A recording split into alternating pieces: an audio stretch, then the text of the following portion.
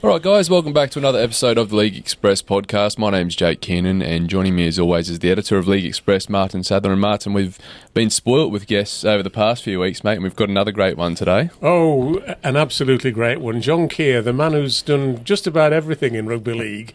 An incredible career, John. You've been player, coach, you've worked for the RFL, you've been a TV pundit, whatever job there was to do in rugby league, you've done it, and with incredible success as well. It's a fantastic career to look back on, and I think we're going to spend probably all day, if we're not careful, talking to you about it. But welcome on board. Great to have you. Thank you, Martyn. Yeah, I mean, obviously I've been very, very lucky indeed. I was born down Weldon Road, and my evenings, they weren't spent on a computer or on a phone. They were spent playing tig and pass while Cass were training, and we were playing on the shale behind. And born not far from Roger Millward, and amazing. One of my brother's best mates, and so what a just player. Steeped in rugby league. So you were never going to do much else, really? No. Well, my brother he worked in the scoreboard at Castleford, and I used to go along with my hot water bottle in when I was 5 years old and help him change the numbers, and then I took over from him, and then I played for the under-17s, under-19s. So you changed the numbers. Is that why Castleford won every game? It is exactly right, you yes. put the numbers exactly up. right, yes. Yeah. Oh, that's awesome, mate. And so, I guess, when did you start playing the game as a young kid? Yeah, well, in those days, which was a long time ago, the school competition was very, very strong. So primary schools in Castleford, you could play 11, 12 fixtures over the course of a school year. So you played for your primary school, and then I was fortunate enough to pass my 11 plus, went to Cass Grammar, played mainly rugby union then, and then went into the under-17s. And I tried half a season at Leeds in their under-17s, but it just didn't fit right. And so, not when you're from Cass down Weldon Road. Playing for the enemy. That's exactly right. That's exactly right. Yeah, nice. When did you realise that you had, a little bit of talent, and maybe it could be something you could pursue in your future? Well, just at school, I mean, there were some really good players at Weldon Lane School, as it was then, down Weldon Road. It was that's where Roger Millward went, and I was nowhere near Roger Millward's standard, but there were lots and lots of Gary Smith, Bob Gately, who all came through that school. So you just played rugby. I mean, that was the top and bottom of it. If you were born down there, you played rugby. Yeah, you went away to college, didn't you, before you started playing for Castleford's first team? But can you remember much about those early days at Castleford? Who you made your debut against and all that sort of thing? Yeah, it was scoring your first try. I can certainly remember the debut, which was over at St Helens on an evening, and I think some people were available because of work commitments, etc. They might have had St Helens flu as well. Yeah. So so I ended up playing in that, and we got whacked there. But the first try came against Hull in a playoff game at the end of the season. So they're fond memories, but. Running out against St Helens, Martyn, I was so proud because my dad had played for Castleford. Were you on the wing or were you centre? I came from the off the bench. Off the bench, and right. My dad had played for Castleford, and I think there were only at that time 8 father-sons who played for Castleford. I was so proud just to get on the field, basically. Yeah. And then obviously I was fortunate enough to play a fair few more games. Did your dad watch you in those early days? He did, yes. He did, yes. Plenty of advice. Shall we say tough love? That's where we're brought up. Yeah. And you used to have curly hair in those days, I seem to remember. Yes, I did, long curly hair, but that's long since gone. You were quite a glamour boy, actually, John. Thank you very much, Martyn. Yeah, I always seem to remember. And I've got these memories you really enjoyed. One of the things I do remember about you is you really enjoyed scoring tries. It was your lifeblood in a way. It was very enjoyable, but there were some good players inside as well, and when you're playing with John Joyner inside you and people like that, and there's the Beardmore twins, Barry Johnson, who was very creative, and obviously, the star man of that time was obviously Malcolm Reilly, and there were Kevin Ward up front, who wasn't a bad player. They'll remember him in Australia, playing in the grand finals. So some good players. Oh, some great ones. Can you name the best who you... I mean, there's difficult that, isn't it? Because players in different positions. It is difficult, but I think really you'd have to, because of his reputation, what he achieved was Malcolm Reilly. Yeah. But John Joyner and Kevin Ward are very, very, very close. I think John is still the record appearance maker. He is 600 odd games John played. Yes, incredible, really. And I think it's such a shame that he started off with a good coaching career at Castleford. He did. If you remember, they won that Regal Trophy game against Wigan when Wigan were wiping the floor with everybody. Yeah. And then he had an unfortunate season. It was just lost to the game. And that's so sad that, you know, people who've got that quality and understanding of the game are just lost to the game in all manner. Yeah. Yes, it's a game that doesn't treat a lot of its people well, isn't it? It is, yeah. I mean, I think there should be more attention paid to the heritage of the game and to the people who've created the heritage of the game. I completely agree. And you know, sometimes they're just discarded and they're an afterthought. Yeah. What was the highlight of your playing career, John? Can you pick out any particular highlight, or I think the '84 Premiership final, which was at Headingley against Hull KR, we lost, but it was a great game, and that's when John Doherty won the man of the match. And in all honesty, we were unfortunate to lose, but you know, Hull KR at that time, they were the kingpins along with Hull FC. And but I think that's the game really that I enjoyed the most, and that was on my mum's birthday in May. So you know, she was along there in the stand, so that's a nice memory for me as well. Yeah. And of course, you were still there in '86, but you missed out on the Challenge Cup final. That year, didn't you? I was doing conditioning at that point as well for Malcolm and doing opposition analysis. So yes, I did. But I mean, you know, the guy who came in with the number 5 shirt, Jamie Sandy, he didn't have a bad game, did he, at Wembley? He didn't. No. Yeah, star of the show. Yeah, I mean, Malcolm as a coach, you were there. Obviously, you've mentioned Malcolm. Did you pick up a lot of coaching sort of knowledge from him? Because I mean, he was a fearsome character in so many ways, wasn't he? That's a great description, Martyn. It was. I think anybody who played against him realised that. He was a leader. He was a great leader. I think it was his leadership qualities that you really picked up on. But also, you know, he was the one that introduced the bomb, wasn't he, into the game, into the British game. Yeah. And he could kick a ball even though he had a number 13, 12 or 10 on his back. And he got a dodgy knee, but... Well, he played on one leg after he came back from Australia, really. Yeah. But he was a great player and he was a great leader and a great coach because of that. Yes, gosh. I guess on the other side of things, looking back at all the games you've played, is there any you wish you could do again or have over? I think a semi-final against Hull, which we lost 15-11 at Headingley, and we believed at that point we were going to go to Wembley, and Featherstone had beaten Bradford.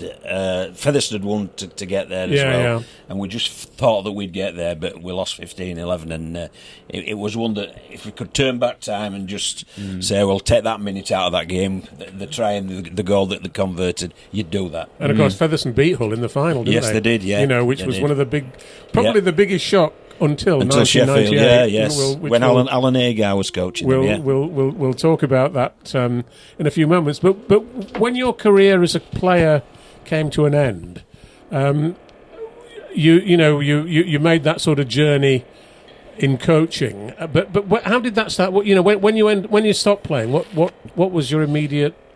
Well, as I say with Malcolm, he had me doing the conditioning because I got a PE degree. But so I was a teacher, and I did that as sort of part time, and then as I progressed through that, Phil Larder, who was then heading up the Rugby League coaching scheme, he recruited me to the RFL as full time. Yeah, and you worked for the RFL. And I worked for the RFL. How many years were you there, John? I think it was about 5 or 6 or something like that. Really? Yes. So we set the academy up. Yes. And there was the coaching scheme set up. Yeah. So, there was a lot of good work went on. Phil was really, really good. Oh, and he was very insightful. The book he wrote was a thick book, outstanding it was, yes, it was. Yeah. He went over and talked to Jack Gibson and many great Australian coaching gurus and produced that book.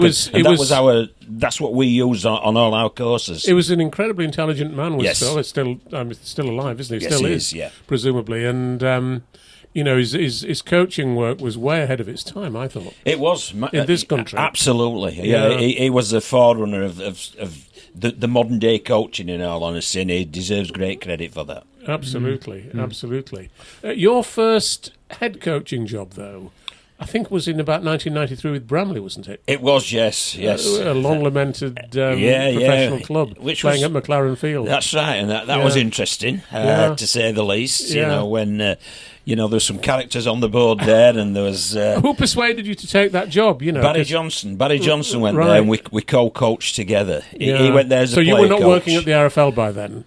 That's before I went to the RFL. That's before you went to the RFL? Yes, it was, right, yes. Okay. So, and Barry, he was approached to be the coach, but he wanted someone as a co-coach because he was going to be on the field of play. So that's how that happened. How did it work out at Bramley? I mean, I think you were only there for a year, weren't you? Yeah, a year and a half, really. Yeah, I mean, we're winning too many games at one point, and the directors call us into the boardroom, and we thought they were going to pat us on the back, extend us contract, and they said, "Well, if you win another, we might not be able to pay you." So we didn't know what the hidden message was behind that. So yes. No, it's. I used to love McLaren Field. Actually, a great little ground. And it was. Shame that it went, but. And your next coaching job, as I understand it, was when you were working for the RFL. Yeah. Paris Saint-Germain. Yeah, I mean, in 1996. Yeah. Maurice Lindsay. Yeah. Oh, I think, he had his critics, but I think he was a great leader. Yeah. First of all, of Wigan. Yeah. And secondly, of the RFL, because one thing about Maurice, he knew where he wanted to take the game. Yeah. Unlike some of the leaders in recent times. Yeah. They're like that with the wind. I think Maurice knew the direction he was going in. He was always in charge, wasn't he? He was, yes. And Paris were in a bit of a hole at that time. They were. And the sole brief was, I'm going to send you over to Paris. And I went over there for, I think it was 3-4 months. And he said, just keep them in Super League. And that was the brief. And fortunately enough, working with Michel Mazaret and Dave Ellis, I don't know if you can remember Dave. I remember Dave, yes. Yeah, He's were now there. Coaching Hunslet Wolves, I think they're called. Is he? Rugby Right. union team that's set up in South Leeds. Yeah, so I mean, we were over there and we managed to keep them in Super League. And poor old Workington Town went down. That's right, they went down. Yeah, with another famous coach playing for them, actually, Tony Smith. Yeah, exactly right. Yes, exactly right. Yeah, wow. And from there, you went to. Was that when you went to Sheffield after PSG? Well, I went back to the RFL for a little, and then after being on tour, it was that ill-fated tour down under. Phil Larder, he approached me about joining him at Sheffield. He'd got the job as his assistant, and I went there, and fortunately enough, it turned out pretty well. Yeah. And was that the year you had the Challenge Cup win? 1998. 1998. I went there the year before. Yeah. Well, the year before, Phil lost his job halfway through the season, and he then went to rugby union, and we played Wigan in the Premiership semi-final, and I think we only lost 22-12, and we gave them a real shock. And that's when I thought we could win the cup. I thought, well, we ain't such a bad team if we can go to Central Park and do that. And it was the players that needed convincing more than anybody else. And they obviously came out and they rectified that Premiership semi-final loss with the Wembley win in '98. Well, there have been a lot of highlights of your coaching career. I mean, obviously, the first great one was that Sheffield win against Wigan in 1998. I suppose the second one, you might say, was the Challenge Cup win in 2005, Hull v Leeds, which at Millennium Stadium in Cardiff, which was a fantastic occasion as well. And then the third thing was Wakefield in 2006, where you performed what looked like an impossible task. 6 games to go of the season, you were appointed. They looked to have no chance of staying up, and you did it and kept them up, beating Castleford on that famous last day. Let's just talk about each of those 3 occasions, John, if we can. Sheffield Eagles, first of all. One of the things that people always say about coaching is that it's a mixture of technical knowledge and man management. Yeah. And a lot of players who I've spoken to who have played for you said that you were the best motivator of any coach that they'd That's experienced. very kind of you. Thank you. And that was nowhere more apparent than in 1998, because I still recall in those days, it was the old Wembley. Yes, it in was. those Yeah, days. yeah. And you had this very long walk from the players' tunnel out to the centre of the field. And of course, I was at Wembley on the day, and as all rugby league journalists were, but we could somehow when you walked out, there was something about the body language of the Sheffield players. They looked as though they were out to kill somebody. Yeah, they were basically, and the Wigan lads looked looked almost sort of lackadaisical, as though this was just the turned up and they were going to go through the motions and then pick up the cup, pick up the cup at the end of the day. And that was when. And I mean, if you look at the two teams, Jake, it's quite incredible. I did that the other day. I looked at the two teams again, and again I thought to myself, how the hell did Sheffield win this game? Yeah. Because you look at the man for man, and not many of your players would have got in that Wigan team, on purely on name recognition. Yes. But when they played, they were absolutely magical that day. And, you right from scoring the first early try, you sort of thought, God, something's going to happen here. It was special, but it had been special right the way through pre-season. As I say, we started in pre-season, and I went into the team meeting when you set goals, etc. And I said, I'm going to set this goal. We're going to win the cup. And the players looked at me in disbelief. Yeah. They didn't believe it. But then as the tournament, because it was all played, the 4 rounds were played prior to the season starting in those days. And we had a good draw the first 2 rounds. Then we went to Castleford, who knocked Bradford out and Leeds out. So they'd dispensed with 2 big teams, 2 favourites. And we were supposed to go to Castleford and again make the numbers up. Yeah. And we absolutely played them off the field. And the sort of belief grew from that. Then in the semi-final against Salford, we didn't play that well, but we played well enough to win and clinched it at the very end. That was just through self-belief. And then going to Wembley, I mean, all you guys in the media really helped me because we used to go to press conferences. There was John Mooney, Andy Farrell, Phil Clark was the chief exec then, and there was me and Paul Broadbent, and nobody talked to us. We just used to eat the sandwiches and have a cup of coffee. And all of this went back to the players. I'm sure I talked to you, mate. Well, but it's all steeped the play, and we went back to the players, and it just ignited the fire. Yeah. And they decided in the tunnel, which is in the tunnel, they were going to be like Wimbledon, the crazy gang of Wimbledon, who'd won in '88 against Liverpool. Yeah. And there were Rocky Turner and Johnny Lawless, and they were going crazy, and they were shouting, 98, it's our year. And all the Wigan aristocrats, Gary Connolly and Faz and company, they were looking at them as if they were crazy.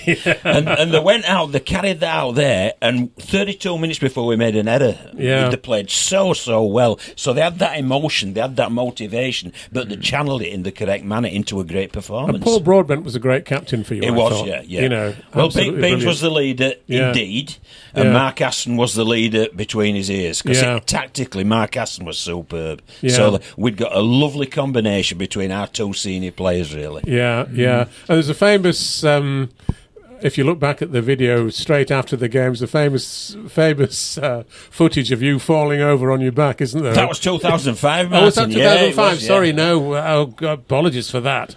Yes, because that sticks in my mind. Yeah. But it was, it was absolutely incredible. And Tim Adams, the chairman of the club, I think he'd put a big bet on Sheffield to win that game, hadn't he? I think he was covered in the bonuses and all the after party, because I'll tell you, there were good lads, and there were the crazy gang and the cup party, and they really did party that night, believe you me. Yeah. Well, let's come to 2005, which I've just got that vision in my mind of you, as I say, on falling on your back.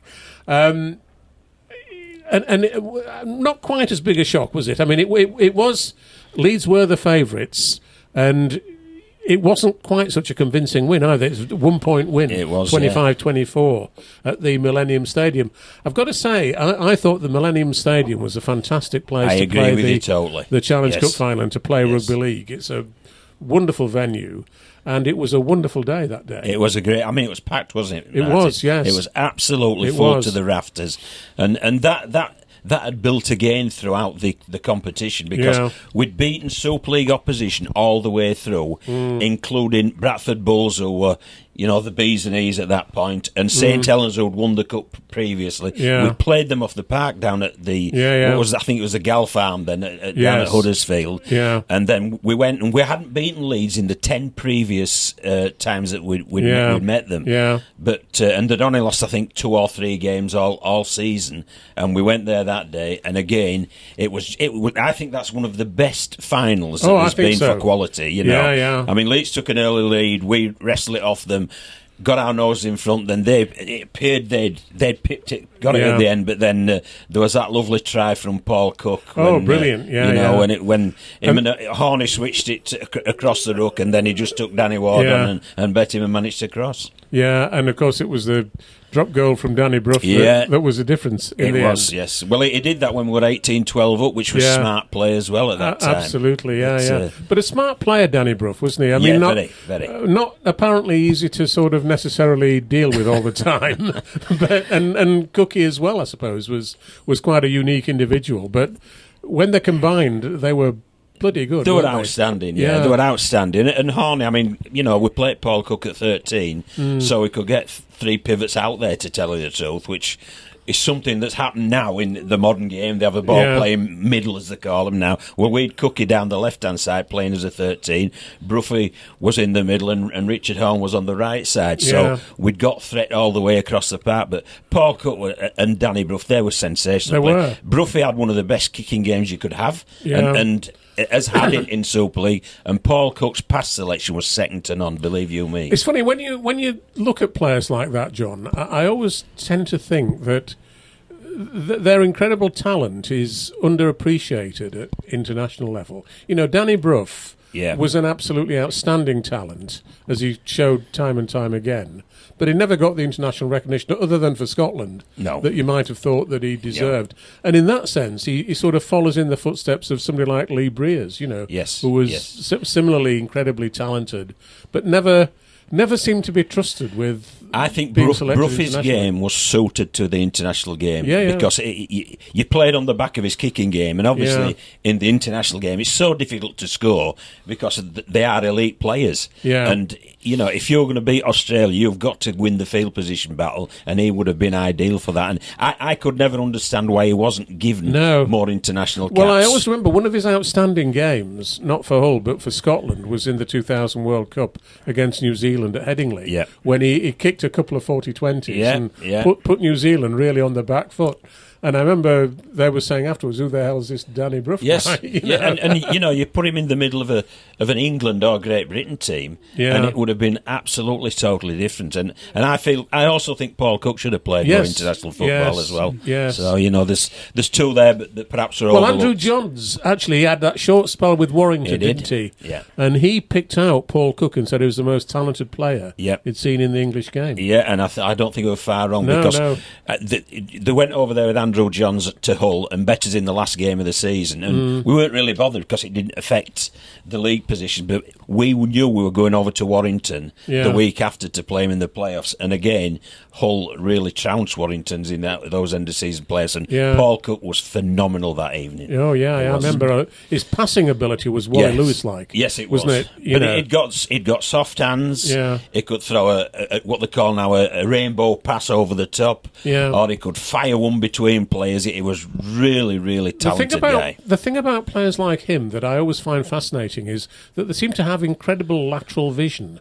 They seem to be able to see out of the side of their heads somehow, and they can see exactly where players are positioned. So on near the touchline, where they're going to give a long pass like that, and it always hits the mark, doesn't it? It does, but I don't think Paul was given the credit as well for his preparation, Matt. I mean, he did have a little bit of a reputation around Hull, but the fact is, he used to watch rugby. He was a nerd. He was a rugby league nerd, and he knew if he was playing down the left, he knew what the right side opposition defence were going to do, and he'd often come up to me and say, "We'll get him with this play today." And when a player's having that input, it's nice then just to say, "Well, go on then, let's see if it works out." And I'll tell you, 9 times out of 10, it did. Very, very clever player indeed. Fantastic. And but the weird thing was, you had that incredible win at in Cardiff.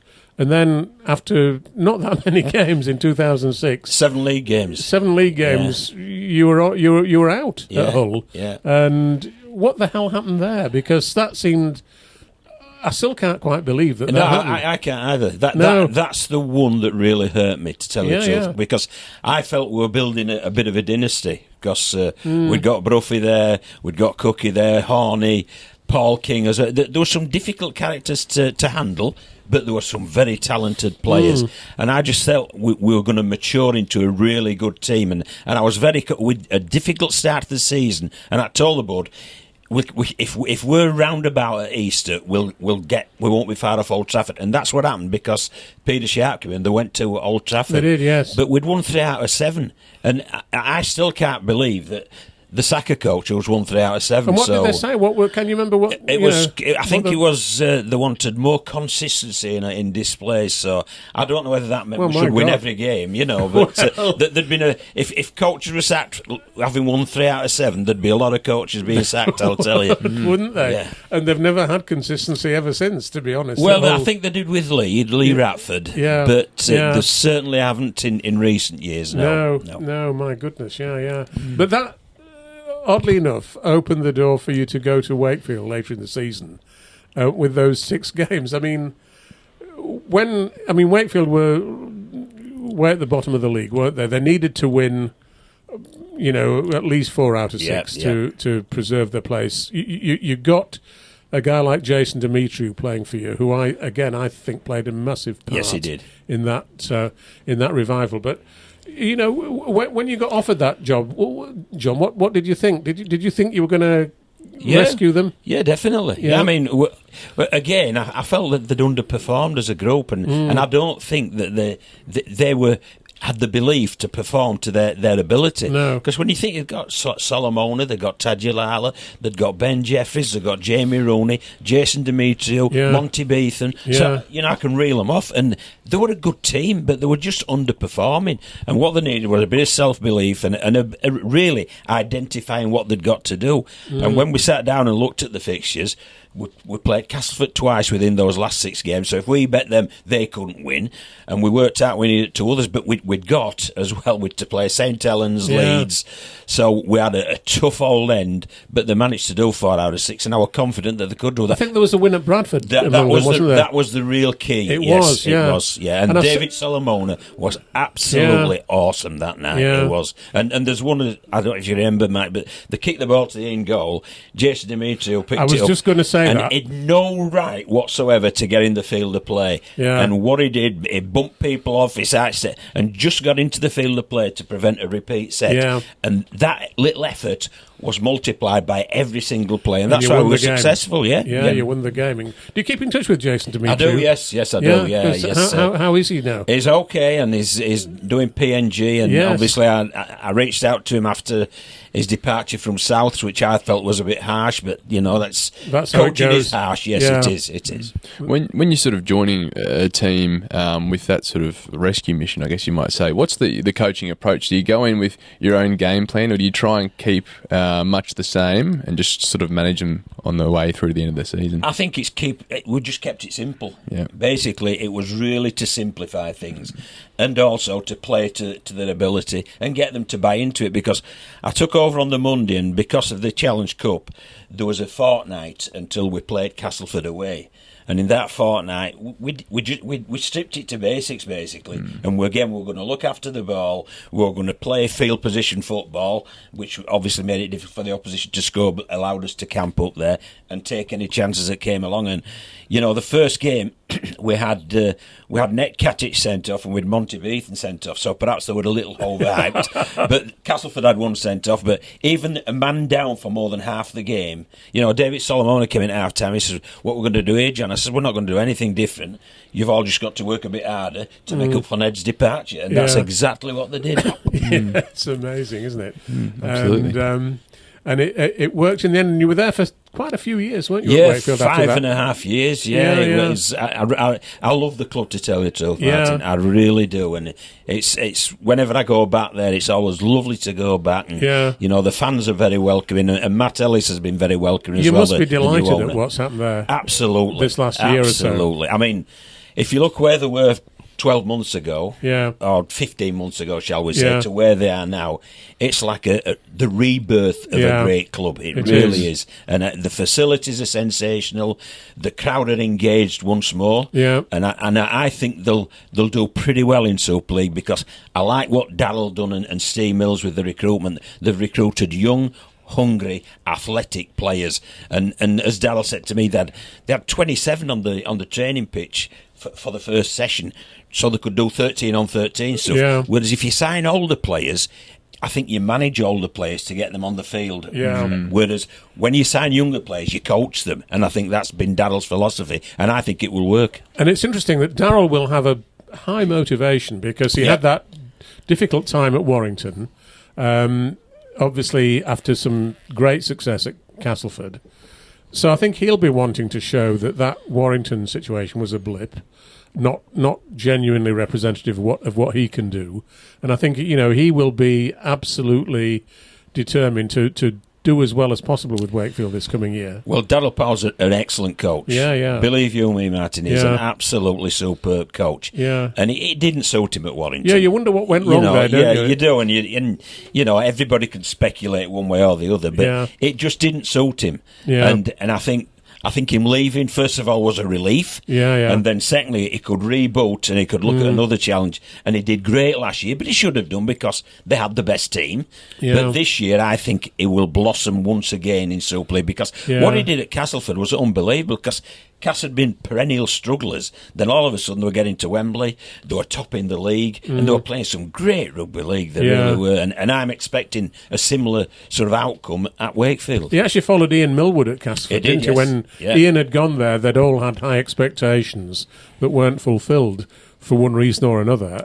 But Darrell stepped in 2013, and I think he had 8 or 9 seasons there altogether. And they were so unlucky when they got to that grand final in 2017. They were clearly the best side in the competition. Yes, they were. I'll never forget that 66-10 win they had against Leeds in March that year. And I thought, and still think, that was possibly the best performance of a Super League club side in a particular game that I've ever seen. Yeah, actually. They were awesome, weren't they? Everything Absolutely. went... They could have played with their eyes closed and still scored. Everything just worked perfectly for them. And unfortunately, they were playing Leeds again in the grand final, but then, they had that unfortunate situation with Zach Hardacre. And it must have affected them really badly. Yeah, I think it did, and also I think that 66-10 victory for Castle probably worked against them in that final because Leeds would have been on the money, and they really were. Yes. I mean, Leeds were superb that night as well. They were. So sometimes you've got to just say they played better than us that night. Yes. But I agree with you totally, Martyn. Over the course of the season, Cass were the best team. Of course, that was year. Danny Maguire's last game for Leeds. Yes, wasn't it was. There was all sorts of reasons why they should play well. Yeah, very interesting. But again, looking at your club coaching career, we'll move on to your international career in a moment. But as all coaches have incredible ups and incredible downs, and I suppose one of the downers for you was when Sheffield Eagles supposedly merged with Huddersfield, and they were called Huddersfield Sheffield for a while, and you'd been coaching Sheffield, so you got the gig for that merged team, and if ever anything was designed not to work. It was that. Exactly. And I always remember, one game that they played and, they lost quite badly. And it was one of the very last games you coached for them, and you just looked as though you were browned off, really. Yeah. It looked as though you'd had enough, to be honest. It was two very different cultures attempting to merge. Yeah. And I think it's easy to put it down. The Sheffield players were underpaid and overworked. Yeah. And the Huddersfield players were overpaid and underworked. Yes. And it was a clash of cultures, and unfortunately, the more negative one absolutely came out on top. And there's a lovely little story, Martyn. We'd got Johnny Lawless and Darren Turner playing in that merch team. Yeah. And they were keeping the Huddersfield hooker out. And they both came to see me in the office, and they said, we think we should have a pit. And I said, well, we're not having a great season. What's your reasoning? And he says, well, if you count our salaries up, the bloke we're keeping out gets paid more than both of us. Put together. And you sat back there, and I thought, well, I'm pretty difficult to argue against that, Johnny Lance. How do you answer?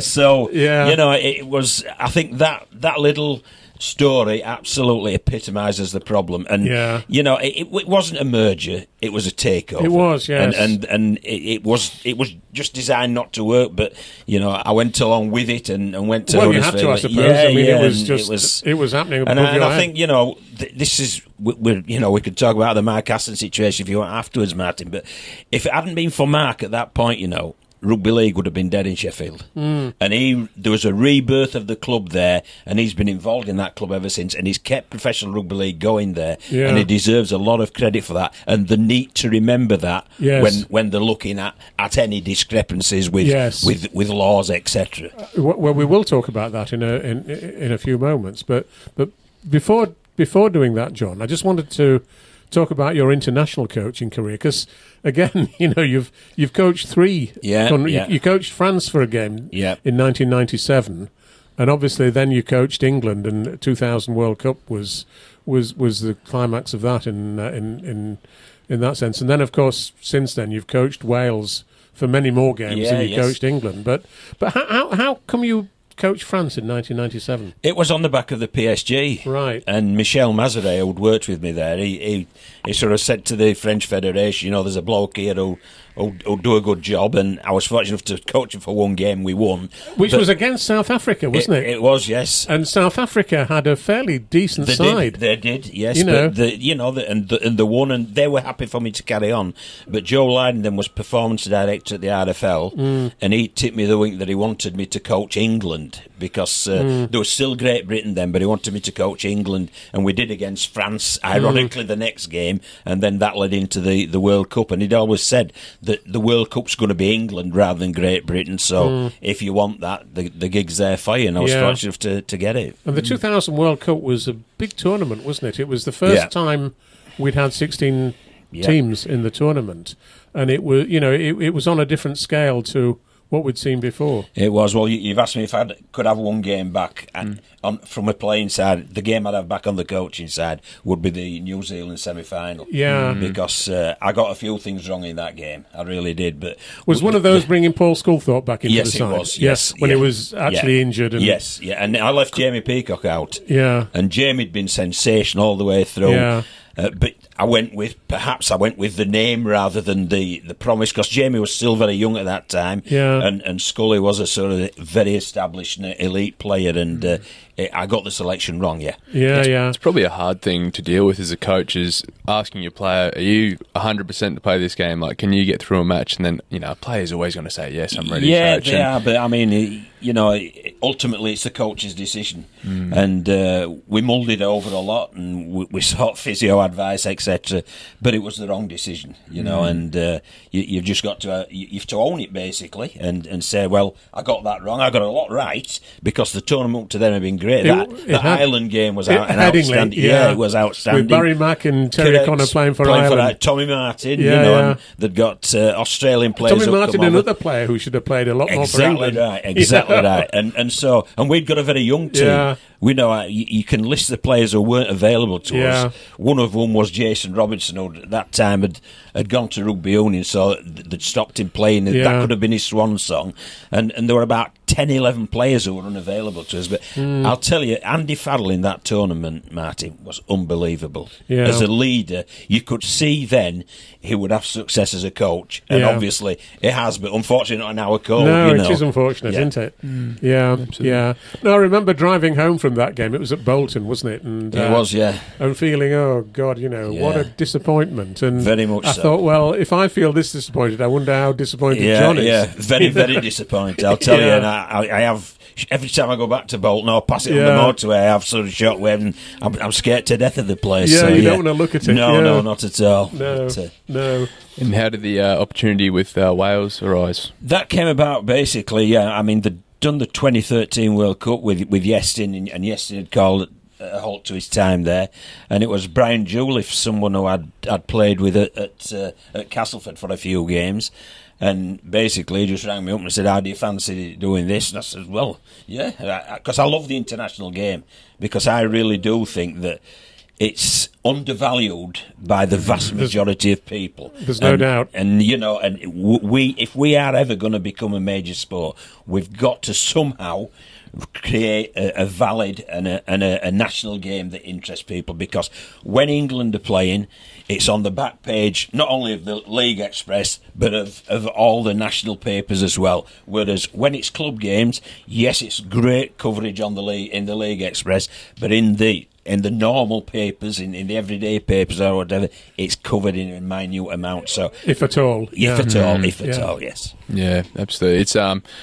It's one of those things where we can only dream at the moment, it feels like, of getting to that same level Union is at. And obviously with the next World Cup, them going back to 10 teams, seems like we're taking a step backwards. I would agree with you, but I can understand why as well, because, you know, the Southern Hemisphere took it on board at very short notice when, you know, that really they had the rug pulled under them by France, basically, and they had to take it on board. And I think to make it viable, they've had to do this, but hopefully they will extend it once again. But I think also we can learn a lot about the Southern Hemisphere, because there's been a rebirth of the international game there with Tonga, with Samoa, and this Pacific Nations thing that they played about. But they give it due deference. Yes. But you know, and because of that, it's built up into something important, and it will just continue to grow and grow. I'm sure that's as right. the origin has. Yeah. Well, we've got to do something similar. You know, we can't just say, well, let's play 28 Super League games, including 3 loop fixtures and a Magic weekend. It's madness. Well, Absolute I think you could madness. you could almost have a state of origin style thing between Wales and France, personally. Yeah, I mean, well, at the moment, France are ahead of Wales, aren't they? Yes, they are, But yeah. not that far ahead that you couldn't give them a real great game. And I think we need to help Scotland, Ireland, Yes. etc. as well Yeah. to develop Those players. two playing against each other. But it was the South Sea Island players who really pinned their their colours to either the place of birth or the heritage, and it's just boomed. And, and an international game now in the Southern Hemisphere is really well worth it, as we saw with New Zealand when they caned Australia in the previous in last year's one, and obviously Australia were upset by that, and they've come back this year. And Tonga gave them a great game in the final this year. It was a great game. Yes, it was a great game. No doubt about it. And I mean, they packed the house out as well. You know, most of that crowd was Tongans, Yeah. and they're loud and proud, aren't they? It's exactly right. It's really moving when you see them waving their flags around. Yeah. Just one thing that, by the way, that struck me when you were talking about England v New Zealand in that World Cup semi-final, you were saying you got the selection wrong. It just cast my mind back to the 2005 Challenge Cup final again, because I remember Tony Smith was coaching Leeds, and I always remember his selections. He picked Keith Senior when he had an ankle injury, and B, he left Barry McDermott out of the side. Now, if I'd been you, I don't know what your reaction was to those selections, but I would have said, great. You know, Barry McDermott's not in the side. It would have been like turning up as a professional heavyweight boxer, thinking you were going to fight Mike Tyson and finding it was somebody else. I mean, I don't know whether Tony feels that way, but I'm certainly might well do, because I watched with our physio Simon Pope at Hull FC, and after they'd played Bradford, hadn't they, Leeds the week before, and Keith got injured, and we watched that collision, and our physio said he's got no chance of playing. Yeah. And so I wanted him to play, because I know Keith's a very stubborn individual, and so you want him to play. And I went public. I said, well, if Keith Senior plays, I'll bring my boots and play against him. And Keith always reminds me of that as well. So I went in the paper and said that, and obviously Keith pushed himself to be fit. And he started the game, but they left Barry out because they wanted to cover Keith's position. And that was that took that middle rotation from there. And Barry McDermott had been against Hull. It'd been a pain in the backside with his bullocking runs and his offloads. So I was pleased Keith played, because we didn't feel he was fit, and it proved he wasn't. And he left the game at half time. He did, yes. He did. So that was his game over. Yeah, and obviously they'd limited with Barry, so we were really happy when Barry didn't play. Yes, I can tell you that from inside the camp. Well, he was an enforcer, wasn't he? And he was always.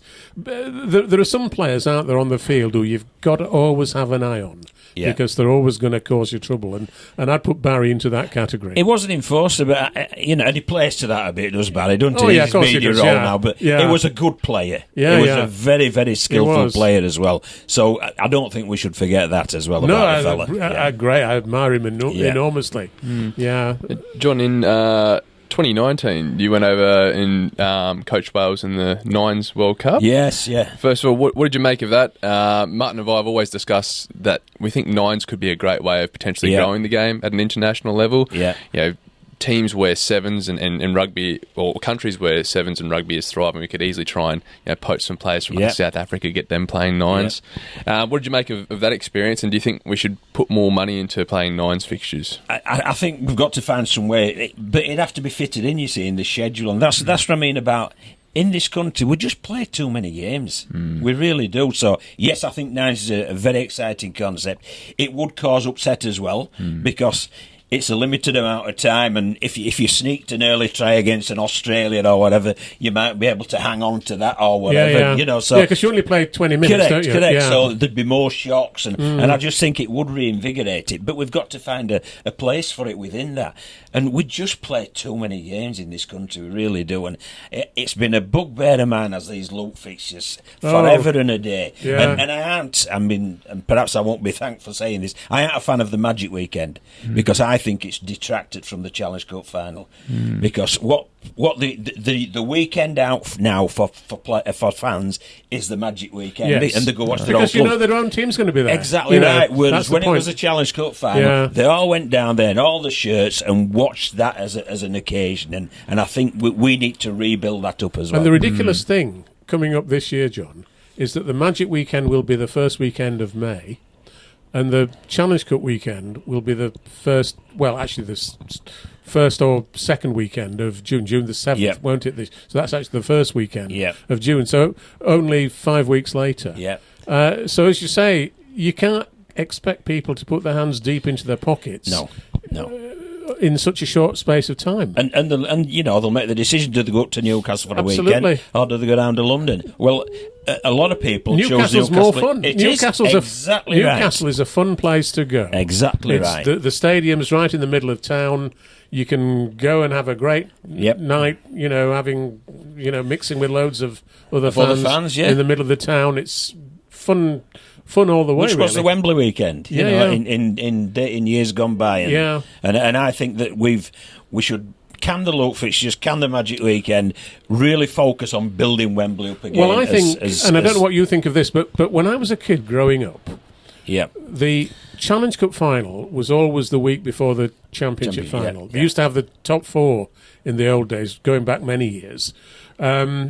And you used to get fantastic crowds at both games. And, I go back to 1960, Wakefield Trinity beat Hull at Wembley in front of 80,000 people. The following weekend, they played Wigan in the Championship final at Oddsall, and they drew 83,000 people to Oddsall, which is unbelievable, really, when you think about it now. But, in those days, the climax to the season was absolutely incredible. Yeah.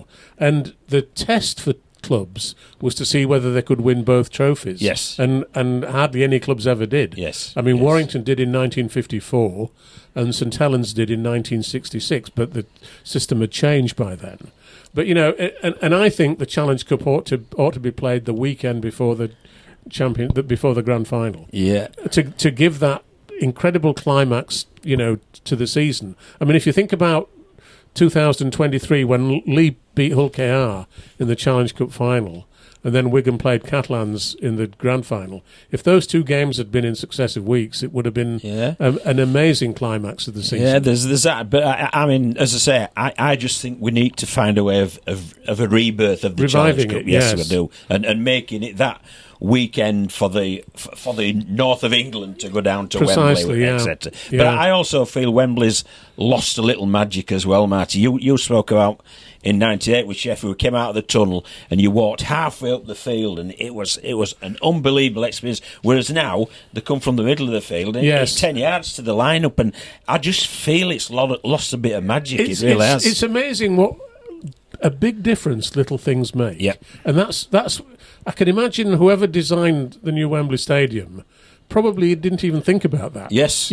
Probably nobody sort of tapped him on the shoulder and said, put the dressing rooms at the end. Yeah. So that they'll come out, with and this that long was walk. part of the theatre. It was. It was, because you had a long, dark, cold tunnel, and you could just see, it tended always to be sun shining at that time. You could just see the sort of bright sunshine at the end, and you came out of this cold and darkness into the warmth, and there was just a sea of colour everywhere. And noise. And noise, It was magical, it really was. Yeah. Yes, and it's a shame to have lost it, isn't it, that, and nothing will ever replace it, really. No. And of course, the Twin Towers of Wembley as well. I think that's what Old Trafford's got, you see, because, again, that's in a corner. Yeah. And you've got that long walk, and I think that adds to the theatre of the grand final now. It does, and it's a thing that probably, if you're an architect sitting in the middle of London in your architectural office, not particularly interested in sport, you wouldn't realise that, would you? No, you wouldn't know. And it's really important. Yeah, there are a lot of things to answer for, aren't there, them Londoners?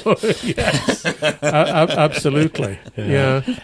You've spoken about we need to shorten the amount of games we have in a season. What would be your ideal season fixture, do you think? And how many I guess, club games should clubs be playing, do you think? I think the Australians got it right, because they decided the season was going to last from that point to that point, and then they didn't play everybody home and away. No, they just designed, and that's why they had the playoffs and the grand final to determine the champions.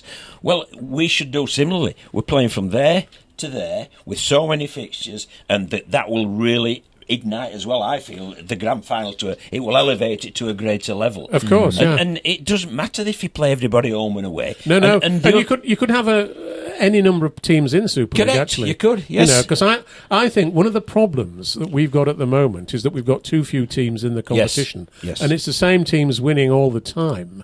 And nobody admires Wigan, for example, as much as I do.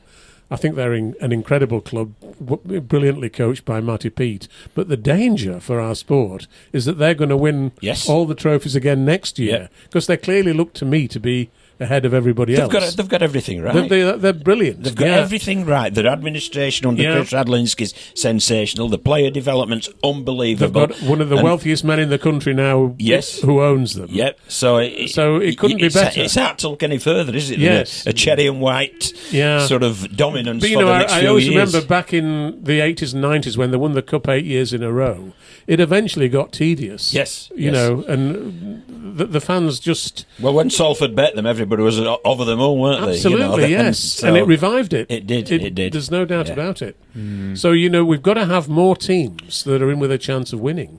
That's the point. And you just, again, Matt, you just have your period for it to... And if you do that as well, you can have a state of origin or Lancashire, Yorkshire, whatever you want, and you can have some relevant international fixtures and perhaps a Mark Nines or whatever. But what it is, people are we need the home games. Well, coaches get sacked if they don't win games. Well, I'll tell you what, commercial people should get sacked if they don't sell the stadium out. Yes. That should be their task, to sell the stadium out and put them under the same pressure that coaches are under, and see if they can handle it. Well, if I ran the Rugby League, I would appoint somebody with the specific job of promoting the Challenge Cup.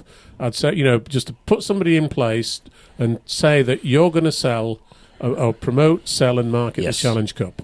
And you'll get, the more successful you are, the more you'll earn. Yeah. You'll get a percentage of, if you can sell out Wembley, 90,000, whatever it is, you'll get a very significant bonus. You'll have a very good wage, yes. You'll have a very good wage. Yes. Give people incentives to succeed. That's the point. And, we don't seem to have anybody with that responsibility at the moment. And that's that one point about Maurice Lindsay. You might not have always agreed with him, but my word, he had an opinion and he had a vision of where he wanted to take the game. And I'll tell you one other thing about Maurice. I had lots of arguments with him, as you can imagine. Occasionally Maurice would sort of fall out with me about something we'd written about him, but pretty soon you got back in his good books. He was very forgiving in that sense. But the great thing about Maurice that I always used to think was that you could put him in front of a TV camera and ask him to talk about rugby league, and he would do with incredible enthusiasm.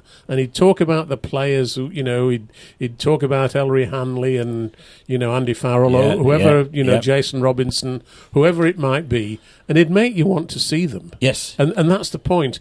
And there's nobody, you've got, at the moment, the leading officials in our sport, most people wouldn't recognise them from Adam. I agree. That they're not out there promoting the game, and nobody is. It'd do like at the World Cup was it at '95 when he got Diana Ross over and things like that. And it was outlandish things like that, but incredible. Straight away people's attention were focused on the game. Of course, yeah. That's it. And like some of the players I find in the league at the moment, they deserve to have that superstar status. Look at Bevan French. Like for him walking along some of the streets in Manchester, or even out in Wigan, like I'm sure the Wigan fans recognise him, but walking along the city of Manchester, no one's going to recognise him, and he deserves to have that platform. It does exactly, because he's a magician, isn't it?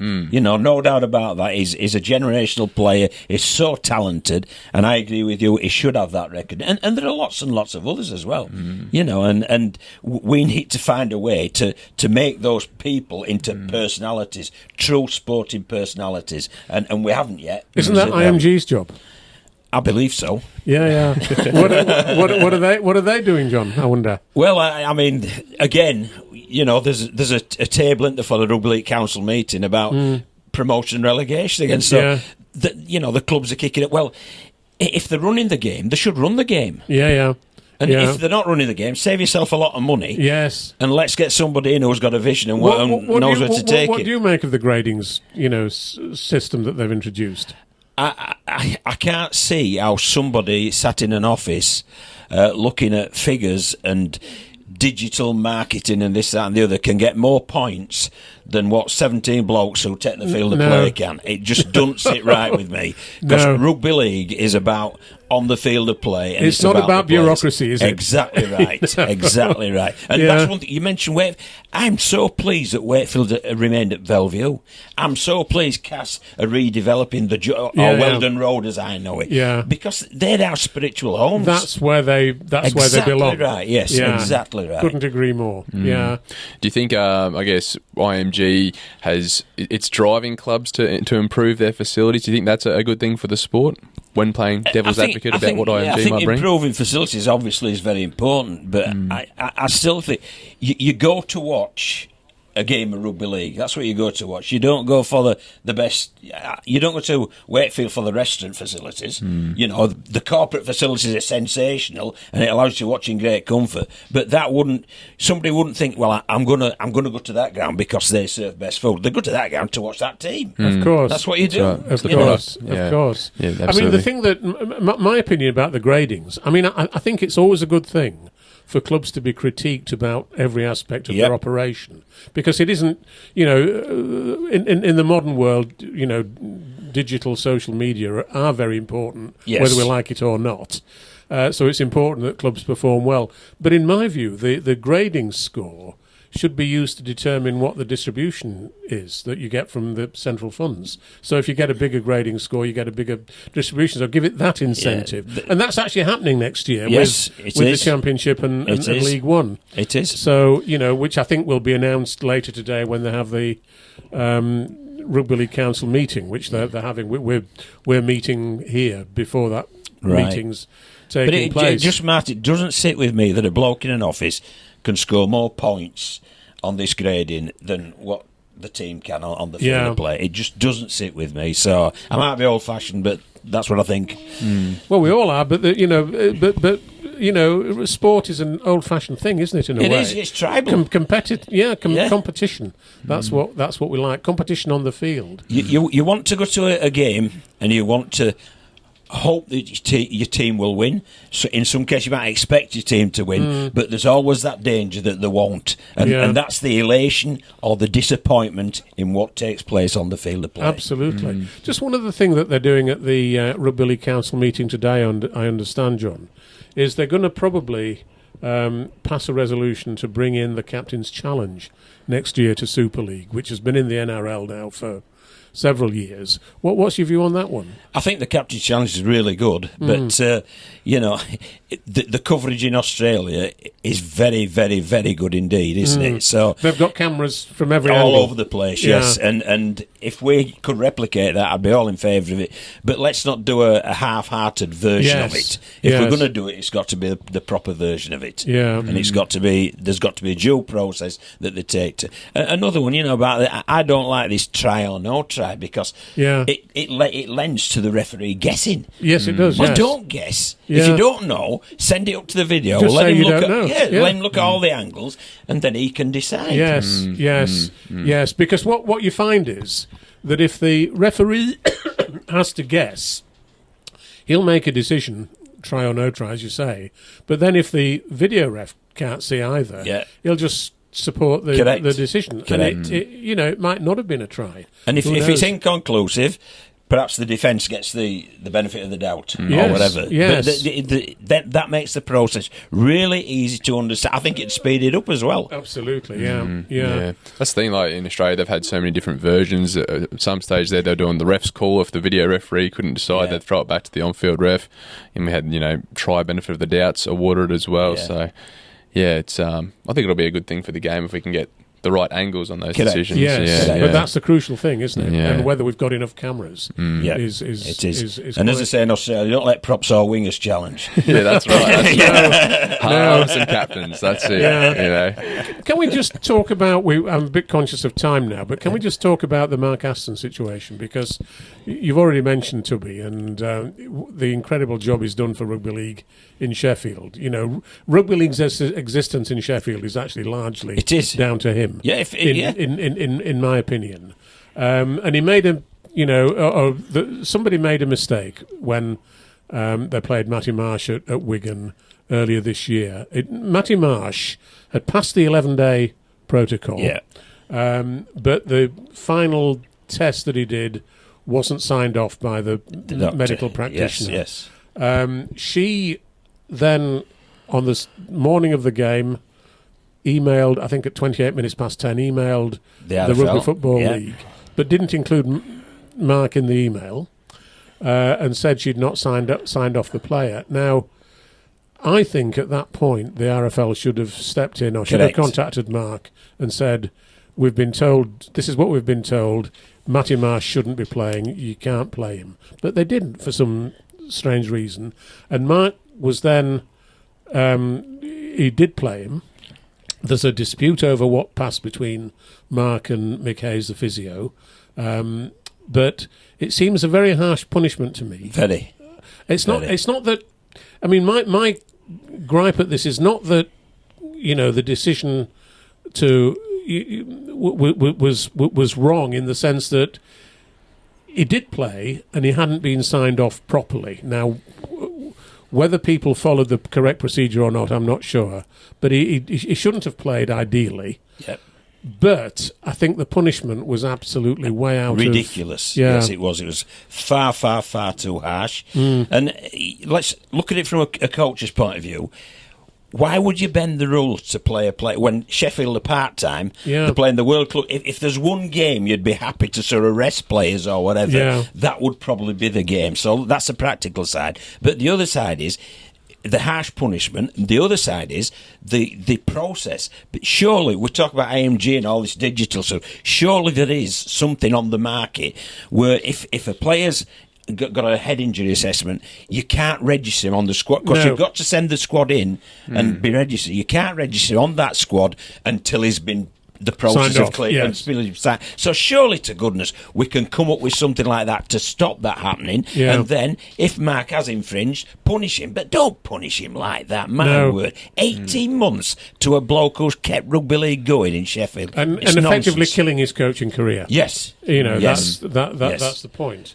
And I mean, I know the RFL, people say on the other hand the RFL is very nervous about concussion because of all these challenges that apparently have the correct process. Have the correct process, and that's my one about the if somebody's had a head injury and you know it took place then, He can't be registered in a squad until then, and physically, it shouldn't be able to come up on the rugby league squad list. No, that's right. Yeah, and surely it's an easy thing to do with all these whiz kids. You would have thought so, wouldn't you? Exactly right. Or if we could have just had someone checking the emails at the RFL, making a few phone calls, I'm sure or the whole rang situation. The match commissioner who said, "Look, you can't play him." you know. Or what about the medical practitioner contacting Mark? You know, they're going to CC him in that email, surely. You know, there's so many flaws, and I think he's been.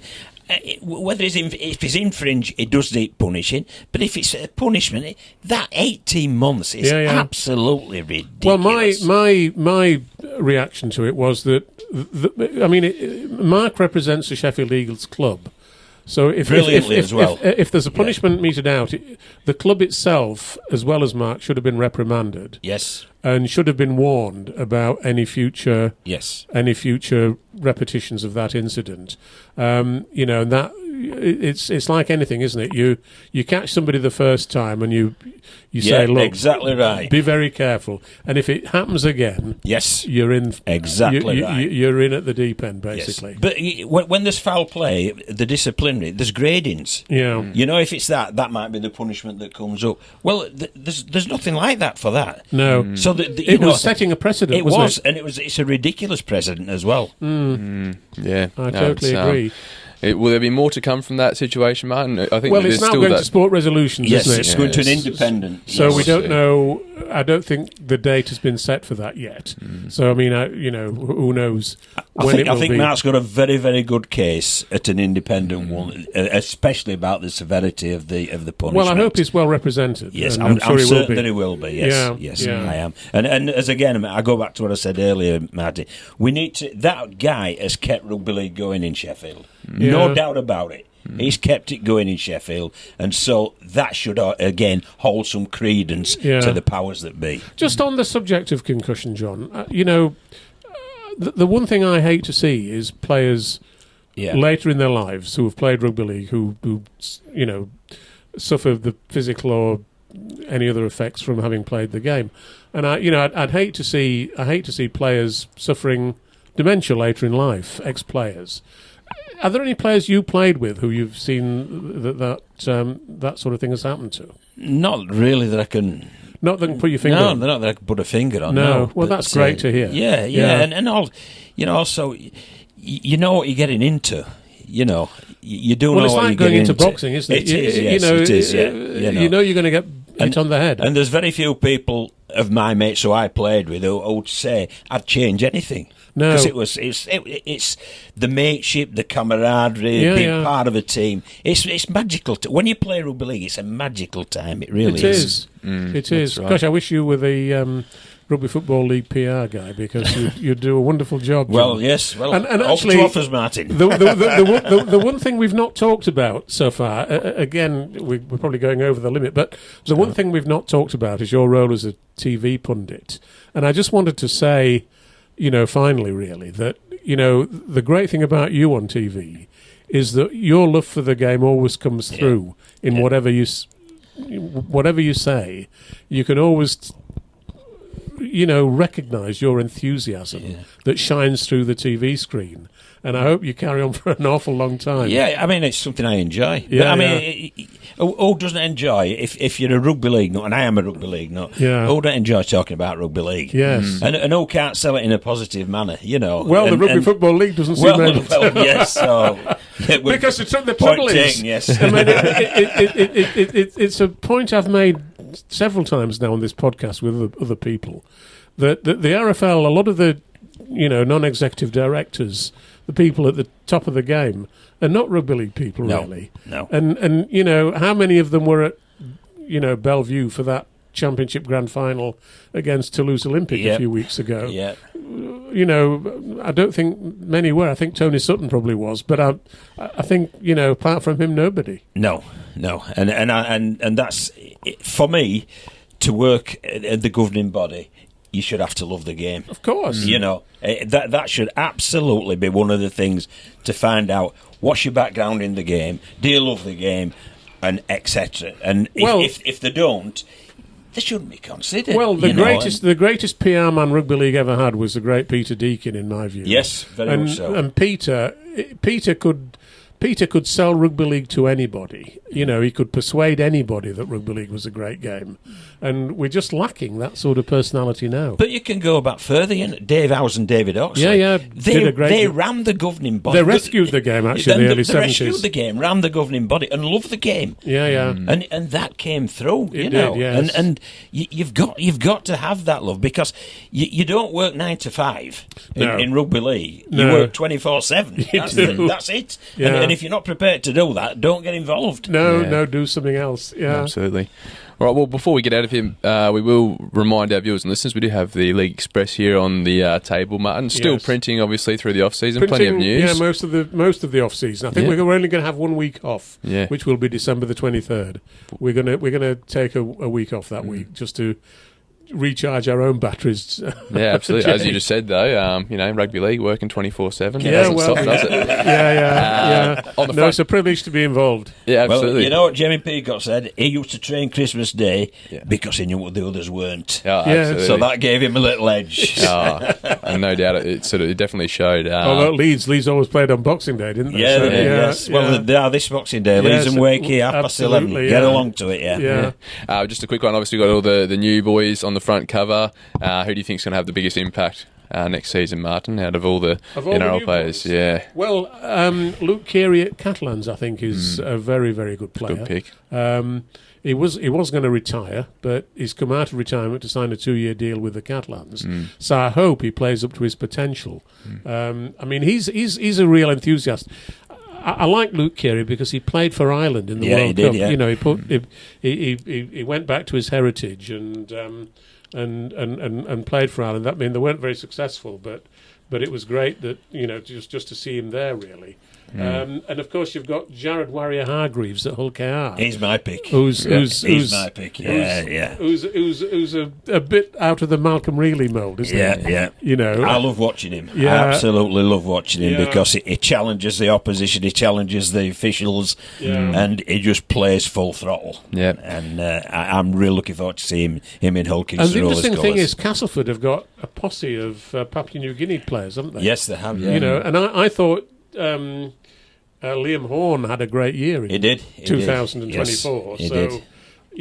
They've obviously gone down that route to sort of see if they can unearth more talent from Papua New Guinea. And of course, the news seems to be saying that Papua New Guinea are going to have an NRL team in 2028. So a lot of these guys, we've got a load of PNG stars playing in Super League at the moment. Nenny McDonald probably being the most outstanding. I think Pappy might argue with that. Well, Pappy, probably. Yeah, Pappy's brilliant as well, obviously. Yeah. But no, it's going to be, and I'm going to be quite interested to see how Tristan Saylor goes for St Helens. I think he's going to, have quite a bit to offer there. And Mike Acevo for Leeds, he's a hell of a. Oh, there's been some great signings. Hell of a big winger, isn't he? Yeah, there's some great signings. But, and again, it adds to the game, and this is what we should be. This is what we should be selling the game on. Yeah. These stellar players coming over here, and you watch with Jared Warrior-Hargreaves, and my word. I challenge anybody not to enjoy watching him play because he's just confrontational. It's going to be a big loss for the Roosters. Yes, massive loss, and it'll be a big addition for Hull Kingston Rovers. Now, if you were the Hull KR coach, do you think you're putting a line of red tape under around the sternum so Jared can just hit below that? No, you're saying Jared, season? Play the game as you play it. That's why you signed him. That's why you've signed him. Yeah, it'll be an adjustment for him, that's for sure. All right, so if you want a copy of League Express, head along to www.totalrl.com/shop or all of our news agency stores in the north. Around most of the place. Yeah.